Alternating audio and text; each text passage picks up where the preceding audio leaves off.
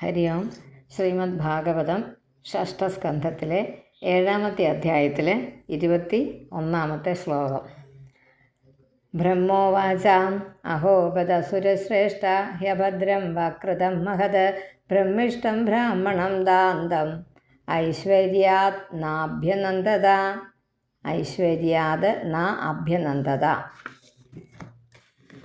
വാക്കങ്ങനെയാണ്. ഐശ്വര്യാത് ന അഭ്യനന്ദത. ബാക്കിയെല്ലാം ഒരു പിരിക്കേണ്ട പദങ്ങളല്ല. അഹോബദ സുരശ്രേഷ്ഠ ഹി അഭദ്രം വക്രതം മഹത് ബ്രഹ്മിഷ്ടം ബ്രാഹ്മണം ദാന്തം. അവിടെ നിർത്തണം. 8 അക്ഷരവുമാണ്, അവിടെ നിർത്തണം. പിന്നെ ഐശ്വര്യാത് നാഭ്യനന്ദത. നാഭ്യനന്ദത. അയ്യോ, ആശ്ചര്യം തന്നെ.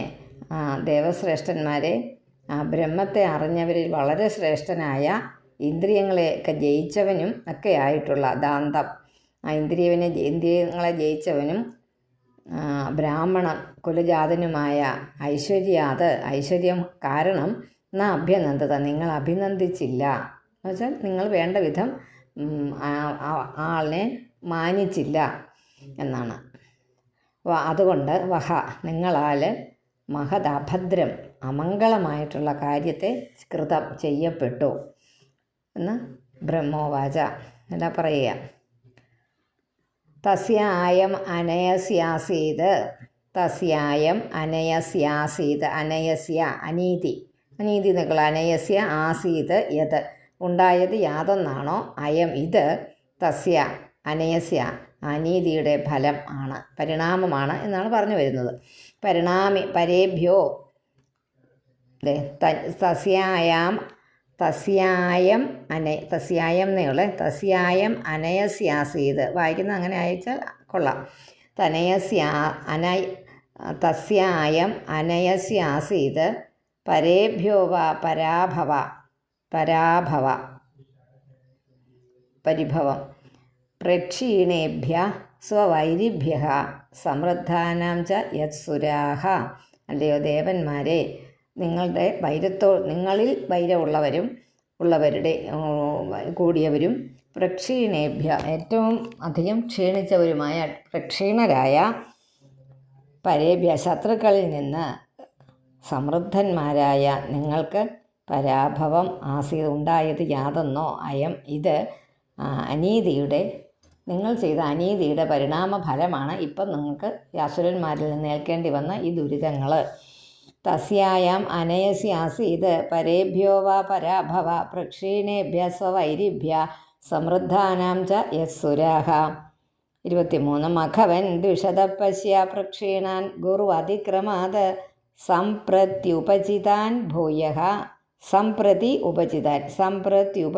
ഭൂയഃ കാവ്യം ആരാധ്യ ഭക്തിതഃ ആദത് ഈരൻ നിലയനം മമാപി ഭൃഗുദേവത.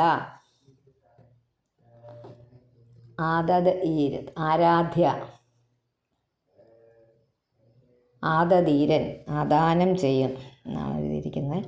മഖവൻ ദ്വിഷദപശ്യ, അല്ലയോ മഖവൻ, ഹേ ഇന്ദ്ര, സംപ്രതി ഇപ്പോൾ ഗുരുവിനെ ഗുരുവിനെ അനാദരിച്ചതുകൊണ്ട് പ്രക്ഷീണാൻ ക്ഷീണിച്ചിരുന്നിട്ടും ഭൂയ വീണ്ടും കാവ്യം, അതായത് കവിയുടെ പുത്രനാണ് കാവ്യൻ ശുക്രനെ ഭക്തിയോടുകൂടി ആരാധിച്ചിട്ട് ഉപജിതാൻ അഭിവൃദ്ധിയെ പ്രാപിച്ചിരിക്കുന്ന ആ ദ്വിഷത ശത്രുക്കൾ, നിൻ്റെ ശത്രുക്കൾ, അവരെ പശ്യ എന്ന് പറഞ്ഞാൽ നോക്കിയാലും, കാണുക നോക്കുക. ഭൃഗുദേവത ശുക്രനാകുന്ന ദേവനോട് കൂടിയ അവർ, അതായത് ആ ഗുരുവിനോട് കൂടിയ അവർ മമ നിലയനമപി, എൻ്റെ സ്ഥാനത്തെയും ആദാനം ചെയ്യും. അതായത് ഗുരുവിൻ്റെ അനുഗ്രഹവും ശാപവും ശിഷ്യന്മാരുടെ അഭിവൃദ്ധിക്കും നാശത്തിനും കാരണമെന്ന് ദൃഷ്ടാന്തം കാണിക്കുക ഇവിടെ. എന്താണെന്ന് വെച്ചാൽ ശുക്രൻ അനുകൂലമായി നിൽക്കുന്നത് കൊണ്ട് അസുരന്മാർക്ക് ഇപ്പോൾ ജയമുണ്ടായി. ബൃഹസ്പതി വിപരീതനായി നിൽക്കുന്നത് കൊണ്ട് അവരുടെ ഗുരുവായ ബൃഹസ്പതി, ദേവന്മാരുടെ ഗുരുവായ ബൃഹസ്പതി വിപരീതനായി നിൽക്കുന്നത് കൊണ്ട് അവർക്ക് പരാജയവും ഉണ്ടാകുന്നു. അപ്പോൾ ഗുരുവിനെ നിന്ദിച്ചത് കൊണ്ടാണല്ലോ പോയത്. ഇവിടെ ഗുരുവിനെ അവർ വളരെയധികം സ്നേഹിക്കുകയും ബഹുമാനിക്കുകയും ചെയ്തുകൊണ്ടാണ് ശുക്രൻ ഇവർക്ക് അനുകൂലമായി നിന്നത്. അതുകൊണ്ട് നിങ്ങൾ ഗുരുനിന്ദ നിമിത്തം ക്ഷീണം ബാധിച്ചു. അതുതന്നെ നിങ്ങൾക്ക് ക്ഷീണമായി. ആ ക്ഷീണിച്ച് കിടക്കുന്ന നിങ്ങളുടെ ശത്രുക്കളായ അസുരന്മാർക്കോ അവരുടെ ആചാര്യനെ ഭക്തിപൂർവ്വം ആരാധിച്ചതുകൊണ്ട് അഭിവൃദ്ധിയും ഉണ്ടായി. അതിനകത്ത് വലിയ പ്രത്യേകമായിട്ടൊന്നും ഞാൻ കാണുന്നില്ല. മഘവൻ ദ്വിഷത പശ്യ കാണുവിൻ പ്രക്ഷീണാൻ ഗുരു അതിക്രമാത് സംപ്രത്യുപചിതാൻ ഭൂയഃ കാവ്യം ആരാധ്യ ഭക്തിത. ആ കാവ്യം എന്ന് പറഞ്ഞാൽ ശുക്രൻ, അതായത് കവി എന്ന് പറഞ്ഞ ആളിൻ്റെ പുത്രൻ കാവ്യൻ. ആദധീരൻ നിലയനം മമാഭി ഭൃഗുദേവത. ഭൃഗു അത് തന്നെ കേട്ടോ. ശുക്രന് പറയുന്നൊരു വേറൊരു ഇതാ ഭൃഗു. ത്രിവിഷ്ടഭം കിം ഗണയന്ത്യഭേദ്യ മന്ത്ര അഭേദ്യമായ മന്ത്രത്തോടു കൂടിയ മന്ത്ര തന്നെയാണ് അത് കേട്ടോ. ആന്ധ്ര എന്ന് വായിക്കരുത്, അഭേദ്യം എന്നും എഴുതരുത്. ത്രിവിഷ്ടഭം കിം ഗണയന്ത്യഭേദ്യ മന്ത്ര ഭൃഗൂണാം ശിക്ഷിതാർത്ഥ ന വിപ്രഗോവിന്ദഗവീശ്വരാണാം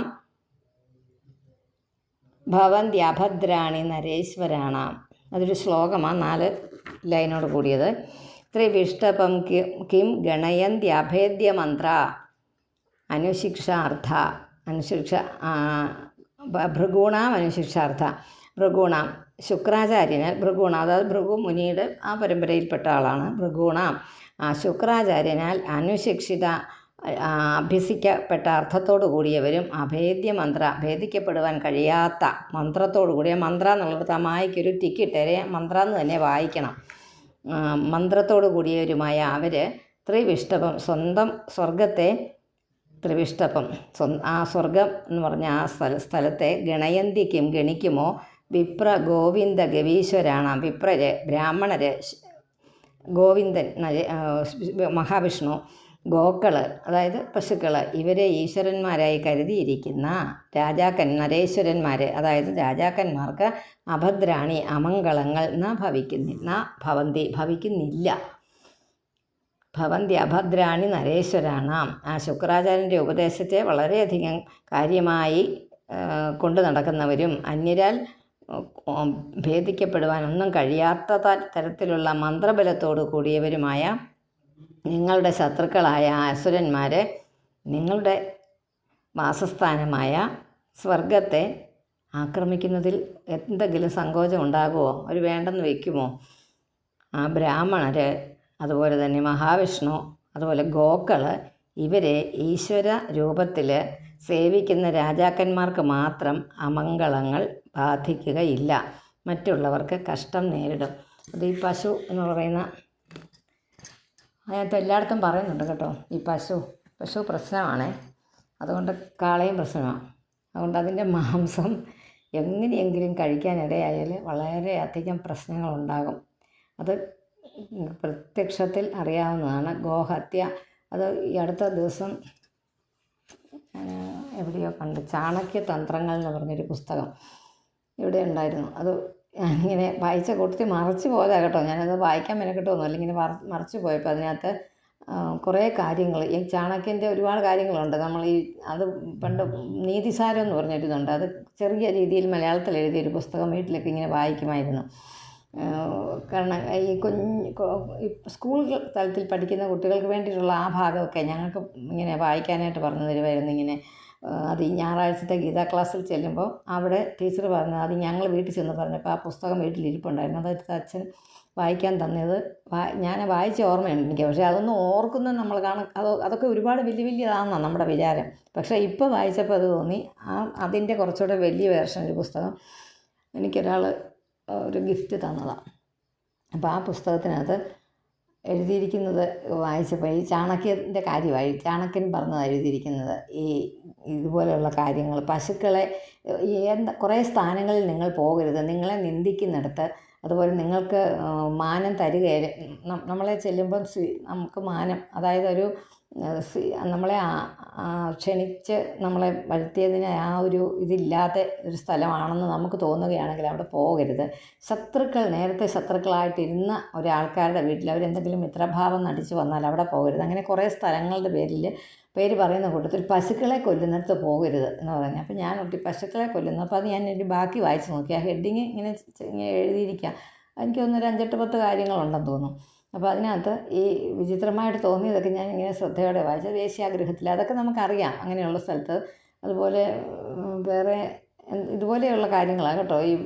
ഈ സ്ഥിരബുദ്ധി ഇല്ലാത്ത മദ്യപാനം ചെയ്യുന്നിടത്ത് എന്നൊക്കെ പറയുന്ന പോലെയുള്ള ഒരു കാര്യമാണ് ഈ പശുഹത്യ ചെയ്യുന്നിടത്ത് പോകരുത്. അങ്ങനെ ഒരു സ്ഥലമുണ്ടോ എന്ന് ഞാനിങ്ങനെ ആലോചിച്ചാൽ പഴയത് എഴുതിയിരുന്നതല്ലേ. അപ്പോൾ അത് ഭക്ഷിക്കുന്ന ആൾക്കാരുണ്ടായിരുന്നു അന്ന് ആ കാലത്ത്, പശുവിനെയും വലിയ മൃഗങ്ങളെയൊക്കെ കൊന്നിട്ട്. അപ്പോൾ അത് പോകരുത്, അവിടെ പോകരുതെന്ന് എഴുതിക്കുന്നത്. അതിനകത്ത് അങ്ങനെ എഴുതിയിരിക്കുന്നു, പശുക്കളെ കൊല്ലുന്നവിടെ ആ പശുവിൻ്റെ അതിനെ ഒരു ദൈവഗണത്തിൽ പെടുത്തിയിരിക്കുന്ന ഒരു ഇതായതുകൊണ്ട്, ഒരു മൃഗമായതുകൊണ്ട് തന്നെ അതിന് ഒരു ദൈവീകതയുണ്ടെന്ന്. ആ ദൈവീകത അതിനെ നിഷ്കരുണം കൊല്ലുക എന്ന് പറയുമ്പോൾ അതിനൊരു ആ ചോരയുടെ മണം നിറഞ്ഞ മണ്ണ് നിങ്ങൾക്ക് നെഗറ്റീവ് എനർജി തരും. അതൊരിക്കലും ആ മണ്ണിൽ നിൽക്കാൻ പാടില്ല എന്നാണ് അതിനകത്ത് ഇങ്ങനെ എഴുതി വെച്ചിരിക്കുന്നത്. അതുകൊണ്ട് ഞാനിത് ഇത്രയും പറയുന്നത് എന്താണെന്ന് വെച്ചാൽ, എന്തെങ്കിലും ആ ശീലം, അത് ഭക്ഷിക്കുന്ന ശീലമുള്ളവർ, ഇത്രയും പ്രായമായില്ലേ, പ്രായമുള്ളവരുടെ കാര്യം പറഞ്ഞാൽ, അല്ലാത്തവർ ആകട്ടെ കുറച്ച് ഒരു 60 എബോവ് ഉള്ളവർ ആ ഒരു മാംസഭക്ഷണം വേണ്ടെന്ന് വയ്ക്കുക. ഒരു കുഴപ്പവുമില്ല. ബാക്കിയുള്ളതൊക്കെ കഴിക്കുന്നവർക്ക് അങ്ങനെയില്ല. പക്ഷേ എൻ്റെ ഒരു സജഷനാണ് കേട്ടോ. അതൊരു നിർബന്ധമോ അല്ലല്ല അങ്ങനെ ചെയ്യണോ എന്ന് പറയുന്നതല്ല. പക്ഷേ ഞാനത് കുറേ നാൾ കഴിച്ചു. പിന്നെ അതറിയാം നമുക്ക് ഇന്നതാണെന്ന്. പക്ഷേ നമുക്കൊരു രുചി വേണ്ടെന്ന് വെക്കാൻ ഇത്ര പ്രയാസമുണ്ടോ? ഇല്ല എന്നാണ് എനിക്ക് തോന്നുന്നത്. ഈ പശു എന്ന പോലെ ഈ പശുവിൻ്റെ ഉൾപ്പെടുത്തൽ ഞാൻ കാള കേട്ടോ. കാളയും വരുന്നത്, കാള മാത്രമൊന്നും അല്ല കൊല്ലുന്ന, പശുവിനെയും കൊല്ലും. അതിൻ്റെ മാംസം നമ്മൾ ഭക്ഷിക്കും. അതറിയാതെ പോലും അകത്ത് ചെല്ലുന്നത് ദോഷമാണ്. ഞാനൊക്കെ ഹോസ്റ്റലിലായിരുന്നപ്പോൾ അതൊക്കെ കഴിച്ചിട്ടുണ്ടേ.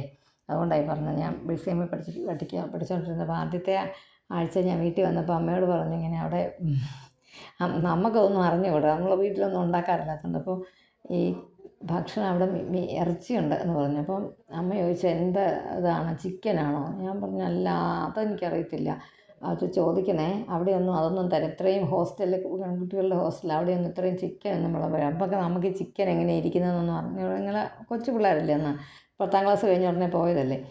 അപ്പോൾ നമുക്കതിനെക്കുറിച്ച് മീനൊക്കെ ഞങ്ങൾ നന്നായിട്ട് വീട്ടിലൊക്കെ ഉണ്ടാക്കി കഴിക്കുമായിരുന്നു. പക്ഷേ ഇറച്ചി അങ്ങനെ ഉണ്ടാക്കിയിട്ടില്ല. ചിക്കനൊക്കെ ഇങ്ങനെ വല്ലപ്പോഴും ഉണ്ടാക്കും. അതിപ്പോൾ ആരെങ്കിലും വിരുന്നുകാർ വരുമോ, അച്ഛൻ്റെ സുഹൃത്തുക്കളോ എല്ലാം വിരുന്നിന് ക്ഷണിക്കുകയൊക്കെ വരുമ്പോൾ അത് വലിയ വെളിയിലൊക്കെയാണ് വെക്കുന്നത്. അമ്മ കൂട്ടത്തില്ല. അമ്മ ഭയങ്കര വിരോധിയായിരുന്നു ഇതിനൊക്കെ. അതുകൊണ്ട് ഞങ്ങൾക്കൊക്കെ ഇഷ്ടമായിരുന്നു. അപ്പോൾ ഇത് കഴിക്കാനായിട്ട് കഴിച്ചിട്ടുണ്ട്. അപ്പോൾ പക്ഷേ അതിൻ്റെ വ്യത്യാസങ്ങളൊന്നും അറിഞ്ഞുകൂടാ നമുക്ക്. അതെല്ലാം ഒരു പേരിൽ അറിയുന്നത്, ഇറച്ചി എന്നുള്ള പേരിൽ മാത്രമേ നമുക്ക് അറിയാവൂ ഒന്ന്. അപ്പോൾ അത് കഴിഞ്ഞപ്പോൾ ഞാൻ ഹോസ്റ്റലിൽ തിരിച്ച് കഴിഞ്ഞപ്പോൾ ഞാൻ അടുത്ത് വരുന്ന കുട്ടികളോട് ചോദിച്ചു, ഇത് എന്നാന്ന് പറഞ്ഞു. ബീഫാന്ന് പറഞ്ഞു. അപ്പോൾ അതെന്താ വ്യത്യാസമെന്നൊന്നും നമുക്കറിയത്തില്ല. അപ്പോൾ അവർ പറഞ്ഞു, കാളയും പോത്തും ഒക്കെ ഉള്ളത് അതാണെന്ന്. അപ്പോൾ അമ്മ എന്നോട് പറഞ്ഞു, കാളയും പോത്തും ഒക്കെ അത് തിന്നരുത് കേട്ടോ എന്ന് പറഞ്ഞു എന്നോട്.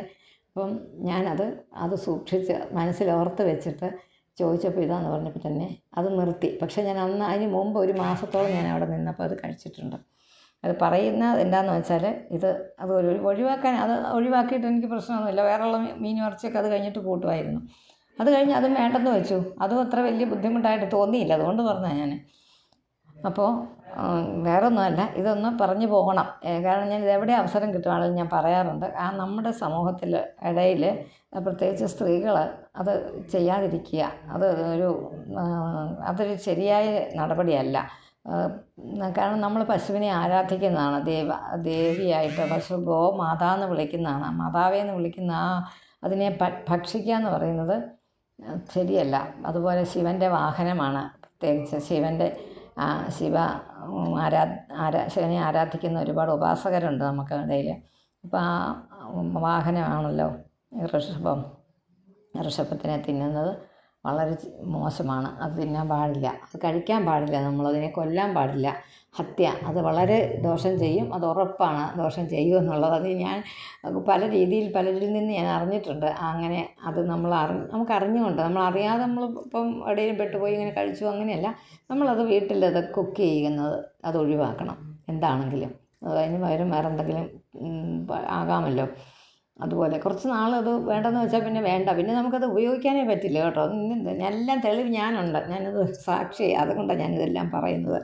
അത് ചെയ്യാതെ ആചരിക്കാതെ ഒരാളിനൊരു കാര്യം ഉപദേശിച്ച് കൊടുക്കാൻ നമുക്ക് പറ്റില്ല. അത് പറയുന്നത് ഇവിടെ എഴുതിയിട്ടുണ്ട്, അത് വ്യക്തമായിട്ട് എഴുതിയിട്ടുണ്ട് കേട്ടോ. ഞാൻ പറഞ്ഞതൊന്നും അല്ല, ഇതിനകത്ത് എഴുതിയിട്ടുള്ള കാര്യം ഞാൻ വിശദീകരിച്ചതേ ഉള്ളൂ. മഹാവിഷ്ണു, ബ്രാഹ്മണർ, ഗോക്കൾ ഇവരെ ഈശ്വരന്മാരായി കരുതിയിരിക്കുന്ന രാജാക്കന്മാർക്ക് അമംഗളങ്ങൾ ഭവിക്കുന്നില്ല. മനസ്സിലായല്ലോ. തദ് വിശ്വരൂപം ഭജതാശവിപ്രം തപസ്വിനം ത്വാഷ്ട്രമഥാത്മവന്തം സഭാജിതോർധാൻ സ വിധാസ്യദേവോ യതി ക്ഷമിഷ്യധ്വം ഉദാസ്യ കർമ്മ.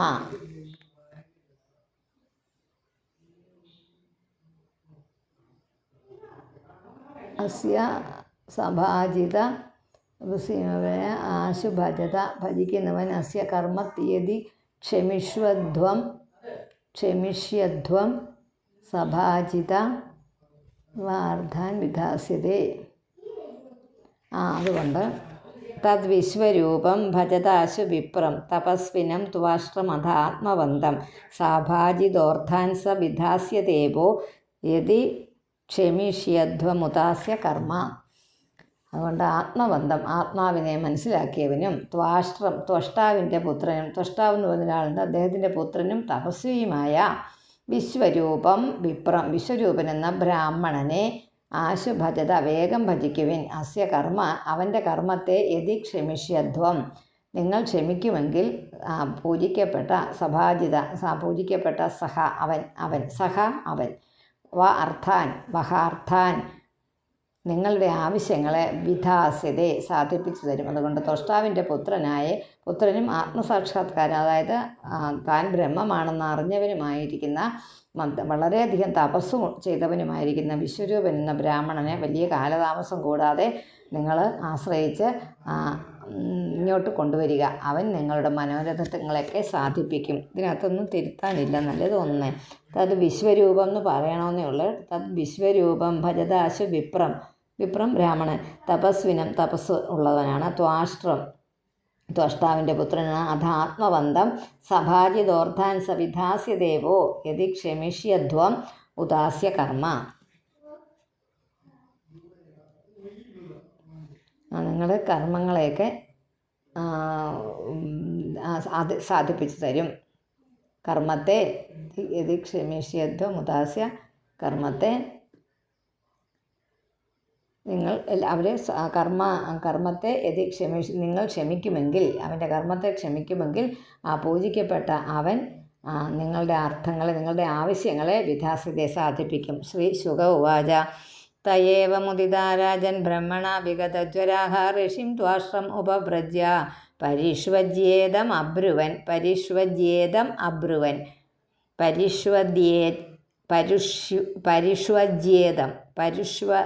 പരിഷ്വജ്യേദം അത് ഒത്തിരി ഒന്നും ഇതുണ്ട്, വാക്കിനൊരിടക്ക് വരുന്ന വാക്കാണത്. പരിഷ്വജ്യേദം അബ്രുവൻ ബ്രഹ്മാവിനാൽ ഏവം ഉദിത, ഇങ്ങനെ പറയപ്പെട്ടിട്ട് അവർ ജ്വരം അതിൽ നിന്ന് വിഗതരായവരെ ഇല്ലാതെയായിട്ട് ശോകം ആയിട്ട് ത്വാഷ്ട്രം ഋഷിയും ത്വഷ്ടാവിൻ്റെ പുത്രനായ ആ ഋഷിയെ, അതായത് വിശ്വരൂപനെ ഉപവ്രജ്യ പ്രാപിച്ചിട്ട് പരിഷ്വജിച്ചിട്ട് ഇതം അബ്രുവൻ ആലിംഗനം ചെയ്തുകൊണ്ട് പരിഷ്വജ്യ ഇങ്ങനെ പറഞ്ഞു. അദ്ദേഹത്തെ ആലിംഗനം ചെയ്തുകൊണ്ട് ഇങ്ങനെ പറഞ്ഞു. അതിനകത്തൊന്നുമില്ല. പരിഷ്വജ്യേതം അബ്രുവൻ, പരിഷ്വജിച്ചിട്ട് എന്ന് വെച്ചാൽ പരിഷ്വജിച്ചിട്ട് ആലിംഗനം ചെയ്തിട്ട്. ദേവാഊജോ വയം ദേദിധയപ്രാപ്ത ആശ്രമം ഭദ്രമസ്തുതേ കാമം സമ്പാദ്യതാം താതാ പിതॄണാം സമയോചിതഃ. വയം ദേദിധയപ്രാപ്ത ആശ്രമം ഭദ്രമസ്തുതേ കാമസമ്പാദ്യതാം താതാ പിതॄണാം സമയോചിത. താത അല്ലയോ വത്സ, അതിഥയ വയം, അതിഥികളായിട്ട് ഞങ്ങൾ തേ ആശ്രമം, നിന്റെ ആശ്രമത്തെ പ്രാപിച്ചിരിക്കുന്നു. പിതൃക്കളുടെ സമയോചിത കാലോചിതമായ ആഗ്രഹം സാധിക്കപ്പെട്ടാലും തേ ഭദ്രമസ്തു, അത് നിനക്ക് മംഗളത്തെ ഉണ്ടാക്കട്ടെ. ദേവന്മാർ ഊജു വയം ദേ ദിധയപ്രാപ്ത, ദേവന്മാർ പറഞ്ഞു, ആരും ഇല്ലാതിരിക്കുന്ന അവസ്ഥയേക്കാൾ നല്ലത് ആരെങ്കിലും ഉള്ളതാണല്ലോ. കൊണ്ട് വിശ്വരൂപനെ തന്നെ ശരണം പ്രാപിച്ച് അവിടെ ചെന്ന് ഇങ്ങനെയൊക്കെ പറഞ്ഞു ദേവന്മാർ പറഞ്ഞത്. അത് കഴിഞ്ഞ് പുത്രാണാം ഹി പരോധർമ്മ പിതൃശുശ്രൂഷണം സദാ അഭിപുത്രപദാം ബ്രഹ്മൻ കിമുദ ബ്രഹ്മചാരിണാം പുത്രവാന്മാരായിരുന്നാലും സദാം പുത്രാണാം, സത്തുക്കളായ പുത്രന്മാരുടെ പരധർമ്മം പിതൃശുശ്രൂഷണം പിതൃശുശ്രൂഷണം തന്നെയാണ്. ബ്രഹ്മചാരിണം കിമുത, ബ്രഹ്മചാരികൾക്ക് പറയണമോ? പിതൃക്കൾക്ക് കർമ്മം അവരെ നോക്കുകയാണ് ഏറ്റവും വലിയ കർമ്മം പുത്രന്മാരുടേത്. അതുകൊണ്ട് പുത്രന്മാർ നല്ല ഗുണവാന്മാരായിരിക്കുന്ന പക്ഷം പിതൃക്കളെ ശുശ്രൂഷിക്കുന്നത് തന്നെയാണ് അവരുടെ പരമമായ ധർമ്മം. അവർക്കും പൗത്രന്മാരുമുണ്ടെങ്കിൽ കൂടി പിതൃശുശ്രൂഷണം പരധർമ്മമായിരിക്കെ കല്യാണം ഒന്നും കഴിക്കാത്ത ബ്രഹ്മചാരികളായി തന്നെ ഇരിക്കുന്ന പുത്രന്മാർ പിതൃക്കളെ ശുശ്രൂഷിക്കണമെന്ന് പറയണമോ? അല്ലെങ്കിൽ തന്നെ ചെയ്യണം. അപ്പോൾ പിന്നെ ബ്രഹ്മചാരികൾ ആയിരിക്കുന്നവർ പറയേണ്ട കാര്യമില്ല. ബ്രഹ്മനായ നിന്നോടൊന്നും പറയണമെന്നില്ലല്ലോ. അപ്പോൾ ഇവർ വലിയ സോപ്പിട്ട് പറയുകയെന്ന് നമ്മൾ പറയുന്ന ഭാഷയില ഒരുപാടൊക്കെ സ്തുതിച്ചാണ് വിശ്വരൂപനെ ഇവർ കൊണ്ടുവരാൻ ശ്രമിക്കുന്നത്. ആര്? ദേവന്മാർ. ആചാര്യോ ബ്രാഹ്മണോ മൂർത്തി പിതാ മൂർത്തി പ്രജാപതേ ഭ്രാതാ മരുത്പതേർമൂർത്തിർ മാതാ സാക്ഷാക്ഷിതേ സ്തനു. ആചാര്യോ ബ്രഹ്മണോ മൂർത്തി, വേദത്തിൻ്റെ സ്വരൂപമാണ്. പിതാവ് പ്രജാപതി, ബ്രഹ്മാവിൻ്റെ മൂർത്തി സ്വരൂപം. ഭ്രാത സഹോദരൻ, മരുത്പതേ മൂർത്തി, ഇന്ദ്രൻ്റെ സ്വരൂപം. മാതാവ് സാക്ഷാക്ഷിതേ, ഭൂമിയാണ്. തനു, ഭൂമി സാക്ഷാത് സ്വരൂപമാണ് മാതാവ് എന്നൊക്കെ പറയുക. അതൊക്കെ അവരെ വിശ്വരൂപനെ സ്തുതിക്കുന്ന വാക്കുകളാണെന്ന് കരുതിയാൽ മതി.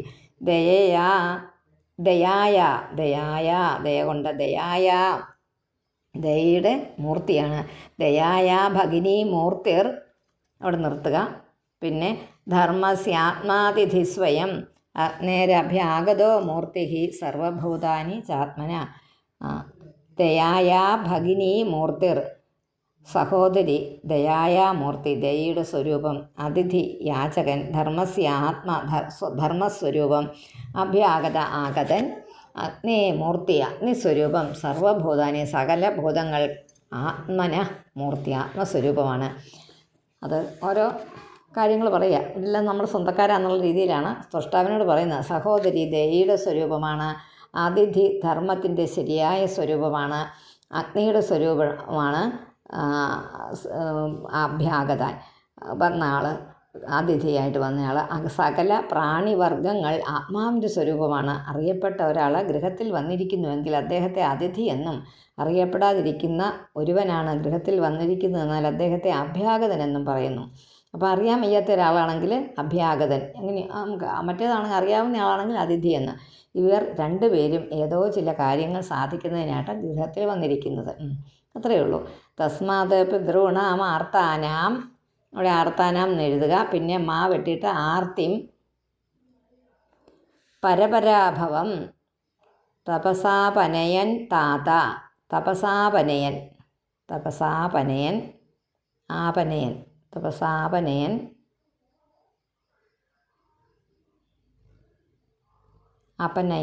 ആണ്. തപസാപനയൻ, അതാണ് തപസാപനനെ നീട്ട് വന്നത്. തപസാപനയൻ എന്നായത്. തപസാപനയൻ താത സന്ദേശം കർത്തുമർഹസി. തപസാപനയൻ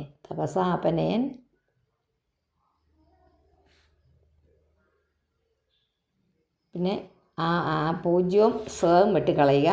തപസാ അപനയൻ താത സന്ദേശം കർത്തുമർഹസി. മുകളിൽ പറഞ്ഞ ന്യായപ്രകാരം ആചാരാദികൾ ഉപാസ്യന്മാരായിരിക്കയാൽ ഹേ വത്സ, ദുഃഖിതന്മാരും നിന്റെ പിതൃക്കളുമായ ഞങ്ങൾക്ക് ശത്രുക്കളിൽ നിന്ന് വളരെയധികം ബുദ്ധിമുട്ട് നേരിടുന്നു. അതായത് അസുരന്മാർ ഞങ്ങളെ ദ്രോഹിക്കുന്നു. പരാജയം നിമിത്തമുള്ള ദുഃഖത്തെ നിന്റെ തപശക്തി കൊണ്ട് നശിപ്പിക്കുകയും ഞങ്ങൾക്ക് ഗുരുവായിട്ട് ഉപദേശം തരികയും ചെയ്യുവാൻ യോഗ്യനാണ് അങ്ങ്. അതുകൊണ്ട് ഞങ്ങളുടെ കൂടെ വരിക. ബൃഹസ്പതി പോയി തപ്പിയിട്ടൊന്നും കിട്ടുന്നുമില്ല. അപ്പോൾ അധികം ഈ ആളിനെ ഒഴിവ് കണ്ട് പറയുക. ഈ വിശ്വരൂപനെ ആരുടെ മകനാണ്? ത്വഷ്ടാവിൻ്റെ മകനാണ്. പ്രണീമഹേ ഒന്നുമില്ലല്ലോ തിരുത്താൻ. തസ്മാത് പിതൃണാം ആർത്താനാം അവിടെ നിർത്തണം. ആർത്തിം പരപരാഭവം തപസാ അപനയൻ താത സന്ദേശം കർത്തുമരിഹസി. വ്രണീമഹേ ത്വാ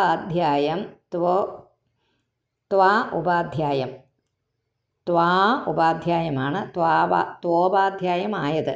വ്രണീമഹേ ത്വോപാധ്യായം അങ്ങനെ തന്നെ വായിച്ചാൽ മതി. ബ്രഹ്മിഷ്ടം ബ്രാഹ്മണം ഗുരും യഥാഞ്ജസാ വിജേഷ്യാമ സപത്നാം തവ തേജസ. സപത്നാൻ കേട്ടോ. സപത്നാൻ തവ തേജസ. സപത്നാൻ നാക്കുക. സപത്നാൻ ആമും സേം വെട്ടിക്കളഞ്ഞിട്ട് സപത്നാൻ തവ തേജസ എന്നങ്ങ് വായിച്ചാൽ മതി. അപ്പോൾ അതിന് വൃത്തിയായിട്ടിരിക്കും. സപത്നാൻ തവ തേജസ.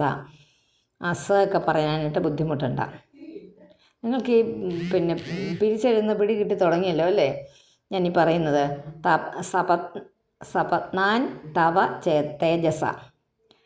ബ്രഹ്മജ്ഞനും ഗുരുവും ബ്രാഹ്മണനുമായ ത്വാ നിന്നെ ആചാര്യനായിട്ട് ഉപാധ്യായനായിട്ട് അതായത് ആചാര്യനായിട്ട് വ്രണി ഞങ്ങൾ ഭരിക്കുന്നു. വ്രണീമഹേ ഭരിക്കുന്നു, സ്വീകരിക്കുന്നു. തവ തേജസ നിൻ്റെ തേജസ് കൊണ്ട് ശത്രുക്കളെ ശത്രുക്കളെ അഞ്ജസ വളരെ അനായാസേന തന്നെ വിജയിഷ്യാമ എപ്രകാരം ജയിക്കുമോ, എങ്ങനെയാണ് ജയിക്കുന്നത്? ന ഗർഹയന്തി ഹ്യർത്ഥേഷു യവിഷ്ടാഘ്രി അഭിവാദനം ഛന്ദോഭ്യോന്യത്ര ന ബ്രഹ്മൻ വയോ ജൈഷ്ഠ്യസ്യ കാരണം. ന ഗർഹയന്തി ഹി അർത്ഥേഷു യവിഷ്ടാഘ്രി അഭിവാദനം.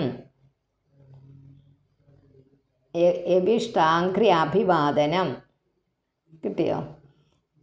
യവിഷ്ടാഘ്രി അഭിവാദനം. ന ഗർഹയന്തി ഹി അർത്ഥേഷു യവിഷ്ടാഘ്രി അഭിവാദനം ഛന്ദോഭ്യോന്യത്ര ന ബ്രഹ്മൻ വയോ ജൈഷ്ഠ്യസ്യ കാരണം.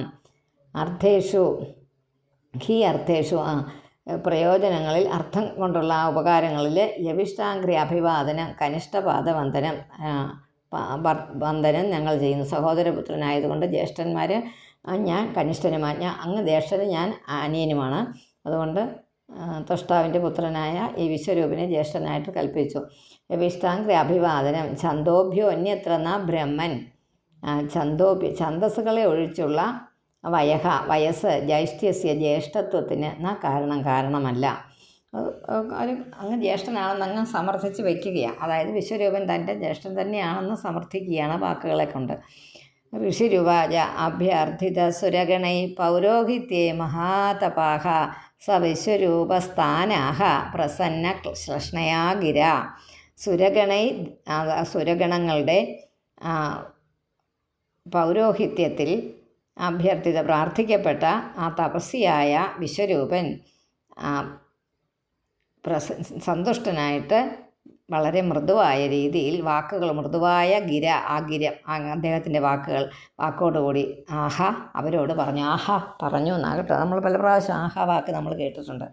പറഞ്ഞു. വളരെ സോഫ്റ്റായിട്ട് വളരെ ശാന്തനായിട്ട് അദ്ദേഹം പറഞ്ഞു. പൗരോഹിത്യം ആണല്ലോ പറഞ്ഞിരിക്കുന്നത്. ഞങ്ങളുടെ പുരോഹിതനായിട്ട് വരാൻ ദേവന്മാരെ ആവശ്യപ്പെട്ടിരിക്കുക. അപ്പം വളരെ മൃദുവായ സ്വരത്തിൽ വിശ്വരൂപൻ ഇപ്രകാരം പറഞ്ഞു. വിശ്വരൂപ ഉവാച വിഗർഹിതം ധർമ്മശീലൈർ ബ്രഹ്മവർച്ച ഉപവ്യയം കഥം നോ മദ്വിധോ നാഥ ലോകേശൈര അഭിയാചിതം പ്രത്യാഘ്യാസ്യതി തക്ഷിഷ്യ സയേവ സ്വാർത്ഥ ഉച്യതേ. വിഗർഹിതം ധർമ്മശീലൈർ ബ്രഹ്മവർച്ച ഉപവ്യയം കഥം നോ മദ്വിധോ നാഥ ലോകേശൈര അഭിയാചിതം പ്രത്യാഘ്യാസ്യതി ത്വശിഷ്യ സ ഏവ സ്വാർത്ഥ ഉച്യതേ. ധർമ്മസ്വഭാവമുള്ളവരാൽ വിഗർഹിതം നിന്ദിക്കപ്പെട്ടതും ബ്രഹ്മവർച്ച ഉപവ്യയം ബ്രഹ്മ തേജസ്സിൻ്റെ നാശത്തോടു കൂടിയതുമാകുന്നു. നാഥാഹേ രക്ഷിക്കാൻ അർഹരായവരെ രക്ഷിക്കുന്നവരെ ലോക ഈശൈ ലോകേശ്വരന്മാരാൽ അഭിയാചിക്കപ്പെട്ട നമ്മളോട് ചോദിക്കപ്പെട്ട മദ്വിധ തശിഷ്യ എന്നെ പോലെയുള്ള അവരുടെ ശിഷ്യൻ കഥം നോ പ്രത്യാഖ്യാസ്യതി എങ്ങനെ നിരാകരിക്കും, എങ്ങനെയാ സഹ ഏവ അത് തന്നെ സ്വന്തം പ്രയോജനം എന്ന് ഉച്ചതെ പറയപ്പെടുന്നു. അപ്പോൾ വിശ്വരൂപം പറയുക അവരോട്, അല്ലയോ ദേവന്മാരെ, ഞാൻ നിങ്ങളുടെ ശിഷ്യനാണ്, നിങ്ങൾക്കെന്നെ ശാസിക്കാൻ അധികാരവുമുണ്ട്. പൗരോഹിത്യത്തെ ധർമ്മശീലന്മാരായ സജ്ജനങ്ങൾ നിന്ദ്യമായിട്ടാണ് നിശ്ചയിച്ചിരിക്കുന്നത്. ഇവിടെയാണ് ഒരു ടെസ്റ്റ് അല്ലേ, ഇവിടെ ഒരു സംശയമാണ് നമുക്ക്. അപ്പോൾ ഈ പൗരോഹിത്യം എന്ന് പറയുന്ന അത്ര നല്ല കാര്യമായിട്ട് അന്നത്തെ കാലത്ത് കരുതിയിട്ടില്ല. അതെന്താ? നമ്മളുടെ വിദ്യകൾ അറിയാവുന്ന തപസ് കൊണ്ട് നമ്മൾ വേറൊരാൾക്ക് വേണ്ടി ജോലി ചെയ്യുകയാണ് പൗരോഹിത്യം. അപ്പോൾ അതിൻ്റെ ദക്ഷിണ വാങ്ങിച്ച് നമ്മൾ കാര്യങ്ങൾ നടത്തുകയും അയാളുടെ ഉപജീവനം നടത്തുകയും ചെയ്യുമ്പോൾ അയാളിലുള്ള തപസ് കുറേശ്ശെ അന്യരിലോട്ട് പോയിക്കൊണ്ടിരിക്കുന്നു എന്നാണ് വിശ്വാസം. അതുകൊണ്ടാണ് ദക്ഷിണ വാങ്ങിക്കുന്നത്. ദക്ഷിണ വാങ്ങിക്കുക എന്ന് പറയുന്നത്, നമ്മൾ ദക്ഷിണ കൊടുക്കുമ്പോൾ നമ്മളുടെ പാപത്തിൻ്റെ ഒരു അംശം അദ്ദേഹം ഏറ്റുവാങ്ങുന്നു, ചെയ്തയാൾ. എന്നിട്ട് അദ്ദേഹം പ്രസാദം ഇങ്ങോട്ട് തരുമ്പോൾ നമ്മൾ അനുഗ്രഹിക്കപ്പെടുന്നു. ഭഗവാന് വേണ്ടിയിട്ട് നമ്മളെ ഇടനിലക്കാരനായിട്ട് നിന്നാണ് കർമ്മം ചെയ്യുന്നത്. അതാണ് പൗരോഹിത്യത്തിൻ്റെ അത് അന്നത്തെ ആ കാലഘട്ടത്തിൽ വേദിക് കൾച്ചറിൽ ആ സമയത്ത് ഇത് പൗരോഹിത്യം അത്ര നല്ല കാര്യമായിട്ട് ചിന്തിച്ചിരുന്നില്ല, ഏറ്റവും വലിയ കേമമായിട്ടുള്ള കാര്യമായിട്ട് ചിന്തിച്ചിരുന്നില്ല. അതുപോലെ അങ്ങനെ ഒരു കാര്യം പറയുന്ന കൂട്ടത്തിൽ തന്നെ ഈ രോഗത്തിനെ ചികിത്സിച്ച് മാറ്റുന്ന ഭിഷഗ്വരന്മാർ, അതായത് അങ്ങനെയാണ് പറയുന്നത്, ഭിഷഗ്വരന്മാർ വൈദ്യന്മാരായിട്ടുള്ളവരെ അതൊരു നല്ല ജോലിയായിട്ട് കരുതിയിട്ടില്ല. അശ്വിനിദേവന്മാർ അങ്ങനെയുള്ള അല്ലേ, അവർക്ക് യജ്ഞഭാഗം കൊടുക്കുന്നില്ലായിരുന്നു. അത് കഴിഞ്ഞിട്ടാണ് അവർക്ക് യജ്ഞഭാഗം കിട്ടിത്തുടങ്ങിയത്. അതൊരു വേറെ കഥയുടെ ഒരു ഭാഗമായിട്ടാണ് അവർക്കതിന് അർഹതപ്പെട്ടതെന്ന് പറയുന്നത്. അപ്പോൾ അത് എന്താണ് കാരണം? അതൊരു കേമമായ ഒരു ജോലിയായിട്ട് അന്ന് കരുതിയിട്ടില്ല. അന്ന് ഏറ്റവും നല്ല ജോലിയായിട്ട് കരുതിയിരുന്നത് എന്താ? ഈ ബ്രാഹ്മണരായിട്ടുള്ളവർ അവരുടെ ഈ ബ്രഹ്മവിദ്യ അഭ്യസിപ്പിക്കുന്നത് യോഗ്യരായിട്ടുള്ളവരെ കണ്ടുപിടിച്ച് അവർക്ക് പറഞ്ഞു കൊടുക്കുന്നതാണ് ഏറ്റവും ശ്രേഷ്ഠമായിട്ടുള്ളത്. അത് അന്നും ഇന്നും എന്നും അത് തന്നെ. ഏതെങ്കിലും ഒരു വിദ്യ അഭ്യസിപ്പിക്കുക, അത് പഠിപ്പിക്കുക, അധ്യാപന വൃത്തി എന്ന് വേണേൽ നമ്മൾക്കിപ്പോൾ പറയാം. അതിനേക്കാൾ ശ്രേഷ്ഠമായിട്ട് ഒന്നുമില്ല. അതെന്തോ ആയിക്കോട്ടെ. അത് പ്രത്യേകിച്ച് ഇവർ പറയുന്നു, പിന്നെ ഇതുപോലെയുള്ള ബ്രഹ്മവിദ്യ അഭ്യസിപ്പിക്കുന്നവർ ആ വിദ്യാനാമെന്നും ഭഗവത്ഗീതയിൽ പറയുന്നുണ്ട്. അത് തന്നെ വലിയ കാര്യം. അതുപോലെ എന്ത് വിദ്യയാണെങ്കിലും ലളിതകലകളും പഠിപ്പിക്കുന്നത്, പിന്നെ നമ്മൾ വേണ്ട പൗരധർമ്മം പഠിപ്പിക്കുന്നവർ, നമ്മൾ ഗണിതശാസ്ത്രം പഠിപ്പിക്കുന്നവർ, അതുപോലെ ഭാഷ വിവിധ തരങ്ങളായ ഭാഷ പഠിപ്പിക്കുന്നവർ, ഇവരെല്ലാം എല്ലാ ശ്രേണിയിലുള്ളവർ പാട്ട് പഠിപ്പിക്കുന്നത് ലളിതകലയിൽ പെട്ടത് അതൊക്കെ. അപ്പോൾ എന്ത് പഠിപ്പിക്കുന്നവർ എന്തെങ്കിലും ഒരാൾക്ക് മനസ്സിലാക്കി കൊടുക്കുന്ന ആളിന് അത് ഏറ്റവും ശ്രേഷ്ഠമായ ഒരു മാർഗമായിട്ട്, കർമ്മമാർഗമായിട്ട് അത് കരുതിയിരുന്നു അന്നത്തെ കാലത്തെ കാര്യമാണ് പറഞ്ഞത്. അല്ലാതെ നമ്മളിപ്പോൾ കരുതുന്നത് ഭിഷഗ്വരന്മാർ, ഡോക്ടർമാരാണ് ഇപ്പോൾ ഏറ്റവും നമ്മുടെയൊക്കെ ഒരു മനസ്സിലെ ഏറ്റവും നല്ല ഒരു പ്രൊഫഷൻ എന്ന് പറയുന്നത് അതുപോലെയുള്ള കാര്യങ്ങൾ. പിന്നെ രാഷ്ട്രമീമാംസായിട്ടുള്ള കാര്യങ്ങളൊക്കെ ചെയ്യുന്നവർ, മന്ത്രിമാർ, ഇവരൊക്കെ കേമന്മാരാണെന്ന് പറയപ്പെടുന്നുണ്ടെങ്കിലും ഭരിക്കുന്നവർ ഒക്കെ ആണെങ്കിലും അത് മറ്റതിൻ്റെ താഴെയാണ് നിന്നിരുന്നത് ആ കാലഘട്ടത്തിൽ. അപ്പം ഈ പൗരോഹിത്യം അതിൻ്റെ അകത്തൊരു ഭാഗമാണ്. ബ്രാഹ്മണർക്ക് പൗരോഹിത്യം ചെയ്യാൻ ഉള്ള അംഗീകാരമുള്ളൂ. അത് പഠിപ്പിച്ചു കൊടുക്കുന്ന ഒരു ഗ്രൂപ്പുണ്ട്. നമ്മുടെ കേരളത്തിലും ഉണ്ടായിരുന്നു ഭട്ടതിരിപ്പാട് എന്നൊക്കെ പറയുന്നവർ. അത് തന്ത്രവിദ്യ പഠിപ്പിക്കുന്നവരാണ്. അപ്പോൾ അവർക്കതിന് കുറച്ചുകൂടെ അത് പഠിപ്പിക്കുന്നേ ഉള്ളൂ, അവർ ചെയ്യുന്നില്ല. പക്ഷേ താന്ത്രികം ചെയ്യുന്നവർക്കും ഉണ്ട് കുഴപ്പം. പക്ഷേ പൗരോഹിത്യം അതല്ല. പുരോഹിതൻ്റെ സ്ഥാനം ആ ഒരു ക്ഷേത്രമോ അല്ലെ അതിനെ ചുറ്റിപ്പറ്റി നിൽക്കുന്ന കാര്യത്തിൻ്റെ ഇതായിട്ട് നിൽക്കുന്നവർക്ക് ഒരു ചെറിയ കുറവ് കണ്ടിരുന്നു. അത് വലിയ കുറവായിട്ടല്ല, പക്ഷേ അതൊരു വലിയ ശ്രേഷ്ഠമായിട്ട് കരുതിയിരുന്നിട്ടില്ല. അതുകൊണ്ടാണ് വിശ്വരൂപം പറയുന്നത് പൗരോഹിത്യം ഒരു തലവേദന പിടിച്ച കാര്യം ഞാൻ മരുന്നില്ലെന്ന്. ഇത്രയും പറഞ്ഞത് ഒരു പൊതുവിജ്ഞാനം പോലെ ഞാൻ പറഞ്ഞതേ ഉള്ളൂ കേട്ടോ. ആ കാലഘട്ടത്തിൽ ഈ വൈദ്യവും പൗരോഹിത്യവും ഒക്കെ ഒരു മോശം കാര്യമായിട്ടാണ് വൈദ്യം പറഞ്ഞത്. എന്തുകൊണ്ടാണെന്ന് വെച്ചാൽ അത് നമ്മുടെ ശരീരത്തിന് വേണ്ടി ചെയ്യുന്നതാണത്, അല്ലേ?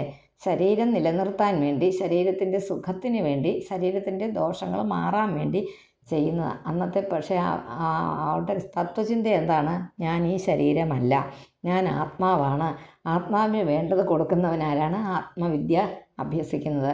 അതായിരുന്നു കേമം എന്ന് കരുതുന്നു. പക്ഷേ ആത്മവിദ്യ അഭ്യസിക്കണമെങ്കിൽ ഒരു ശരീരം വേണമല്ലോ. ശരീരത്തെ നിലനിർത്തേണ്ടതിൻ്റെ ആവശ്യകതയും ഉണ്ട്. അതുകൊണ്ട് അതിനെ തള്ളിക്കളയാൻ പറ്റില്ല. പക്ഷേ യുക്തിക്ക് പറഞ്ഞാൽ അതൊരു ഇതാണ്. പക്ഷേ അതാണ് മുകളിൽ നിന്ന് പറയുന്നില്ല. അതാ പറഞ്ഞത്. അത് രണ്ടാമത്തെ ഭാഗമേ ആകുന്നുള്ളൂ. രണ്ടാമതായിട്ടേ അതൊക്കെ വരുന്നുള്ളൂ. ഒന്നാമതായിട്ട് വരുന്നത് ഈ ബ്രാഹ്മണ്യം തന്നെ, അതായത് ബ്രഹ്മജ്ഞാനം ഉള്ളവർ അത് മറ്റുള്ളവർക്ക് പറഞ്ഞു കൊടുക്കുന്നത്. അതാണ് ഇത്ര പറയേണ്ടി വരുന്നത്. പറയണമല്ലോ, നിങ്ങൾക്കത് മനസ്സിലാകണമെങ്കിൽ. തേഭ്യ ഏവം പ്രതിശ്രുത്യ വിശ്വരൂപോ മഹാതപ പൗരോഹിത്യം വൃതശ്ചക്രേ പരമേണ സമാധിന. മഹാതപസ്വിയായ വിശ്വരൂപൻ അവരോട് പ്രതിജ്ഞ ചെയ്തപ്പോൾ ആ ദേവന്മാർ പുരോഹിതനായിട്ട് അവരെ സ്വീകരിച്ചു. ഭഗവാൻ അവർക്ക് മംഗളം നൽകട്ടെ എന്നുള്ള ഏകാഗ്ര ഭാവത്തോടു കൂടി പുരോഹിത കർമ്മത്തെ അംഗീകരിച്ചു. അങ്ങനെ ഒരു വലിയ സന്തോഷമില്ലാതെ പൗരോഹിത്യം നിന്ദയുണ്ടോ തേജോഹാനികരമായ തഥാപി ന പ്രതിബ്രൂയാം ഗുരുഭി പ്രാർത്ഥിതം കേത് ഭവതാം പ്രാർത്ഥിതം സർവം പ്രാണൈരർത്ഥൈശ്ച സാധയേ. തേജസ്സില്ലാത്ത പൗരോഹിത്യം നിന്ദ്യമാണെങ്കിലും ഗുരുഭൂതന്മാരായ നിങ്ങൾ, എൻ്റെ ഗുരുക്കന്മാരാണ് നിങ്ങളെന്ന് അവരുടെ പ്രാർത്ഥിച്ച ഈ കാര്യത്തെ ഞാൻ നിഷേധിച്ച് പറയുന്നില്ല. അത് മാത്രമല്ല, നിങ്ങൾ ആവശ്യപ്പെടുന്ന ഏതൊരു കാര്യവും എത്ര വലുതായിരുന്നാലും എൻ്റെ പ്രാണങ്ങൾ കൊണ്ടും അർത്ഥങ്ങൾ കൊണ്ടും ഞാൻ സാധിപ്പിച്ചു തരും എന്ന് പറയുന്നു. ചേരുന്നു അല്ലേ?